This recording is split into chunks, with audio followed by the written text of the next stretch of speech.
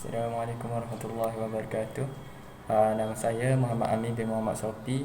Jadi kami dari kumpulan Seksyen 1 yang terdiri pada Nurul Azwin dan Nur Aida akan membincangkan tentang pembangunan sistem pengurusan maklumat perniagaan bagi minuman fruit and fresh.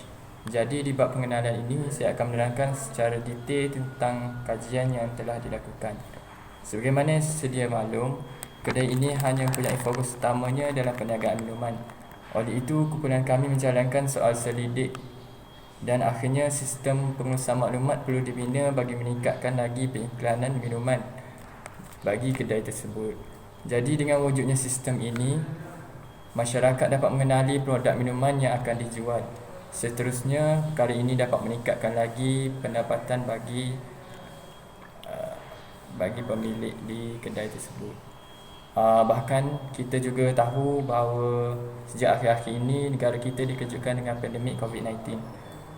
Kita juga tahu bahawa negara kita juga melancarkan Perintah Kawalan Pergerakan.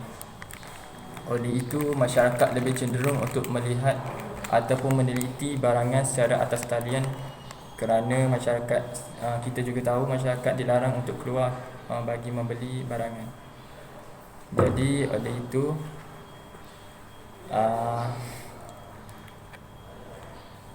itu saja daripada saya. Seterusnya saya akan membincangkan tentang rumusan permintaan sistem, yang juga saya ingin menjelaskan tentang keadaan yang dialami oleh kedai fruit and fresh. Kita juga tahu bahawa sekiranya tiada kepelbagaian produk dalam perniagaan dapat mengurangkan lagi pilihan masyarakat untuk membeli suatu barangan. Jadi oleh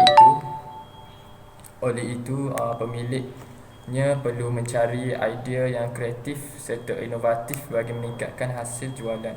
Jadi dengan terbentuknya sistem ini, pemilik dapat mengurangkan kos yang ditanggung untuk periklanan dan dapat menjadikan minumannya lebih dikenali ramai. Okey, itu saja daripada saya. Assalamualaikum. Perancangan terdiri daripada penggunaan sistem akses dan maklumat pengguna. Pengguna terdiri daripada pengurus dan para pelanggan. Hanya mereka sahaja yang boleh mengakses laman web tersebut. Penggunaan para pelanggan akan membuat tempahan, manakala pengurus akan menyediakan dan memastikan tempahan tersebut dapat disiapkan. Sistem akses, setiap pelanggan tidak perlu mempunyai ID atau password, tetapi pengurus perlu mempunyai kedua-duanya. Hal ini dapat memastikan setiap orang dapat mengakses laman web tersebut dan membuat tempahan. Keempat, maklumat pengguna. Para pelanggan boleh memasukkan maklumat yang diminta seperti nama, nombor telefon dan jenis menu. Kedua, kemaskinian secara berkala. Pengurus perlulah memastikan laman web mereka sentiasa dikemaskini bagi memudahkan para pelanggan dapat mengetahui harga dan menu terkini. Oleh hal yang demikian, sistem mereka akan lebih teratur dan up to date demi memastikan kualiti perniagaan mereka semakin meningkat. Seterusnya adalah proposal. Terdapat dua cadangan yang telah kami sediakan. Yang pertama, notifikasi kepada pengurus. Pengurus dapat menerima maklum balas ataupun aduan yang telah dibuat oleh pelanggan di dalam sistem mereka. Hal ini dapat memudahkan pengurus memperbaiki kualiti perniagaan mereka dan mampu menarik lebih ramai pelanggan. Kedua, kemaskini secara berkala.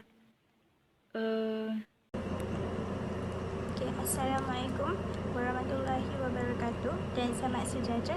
Saya Nur Aida Amira binti Muhammad Zulkifli akan membentangkan tentang anggaran masa dan juga kos. Untuk menetapkan keperluan, kami menganggarkan dalam masa 3 hari, iaitu hari yang pertama kami akan menentukan ruang lingkup masa dan kepakaran yang ada. Seterusnya, hari yang kedua kami akan merumuskan seed map awal Dan seterusnya, hari yang ketiga, kami akan mendapatkan kelulusan daripada pengurus. Okey. Untuk reka bentuk antarmuka, kami menganggarkan mengambil masa dalam 21 hari. Seterusnya, kami menganggarkan untuk membangunkan kandungan yang diberikan dalam masa 15 hari. Untuk membina grafik, kami menganggarkan dalam masa 11 hari. Untuk mengintegrasikan laman web, kami menganggarkan dalam masa 10 hari. Untuk menguji laman web, kami menganggarkan dalam 10 hari. Menyelesaikan kajian dalam 3 hari dan memuat naik di ruang web dalam masa sehari. Seterusnya,